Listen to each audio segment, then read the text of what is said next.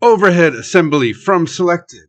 What this does is when we select some elements in our Revit model, it makes a Revit assembly from them, and it makes a sheet and puts the views on the sheet in the right places to document that assembly. Here we have to make sure the inputs are set correctly. This is the name of the title block that will be created, and it has to exist in the project.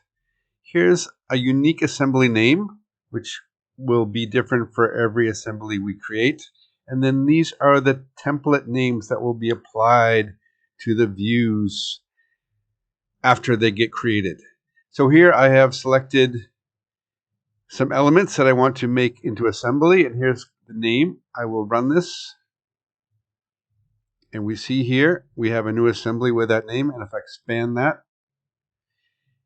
and the sheet, these are the views and the sheet that got made. We'll go to the sheet, and we can see here that it has made the assembly and the sheet and the views and applied the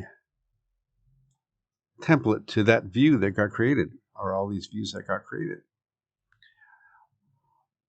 We'll just go and make one more here. We have to change this number. Select some elements, run it again. And here we have it.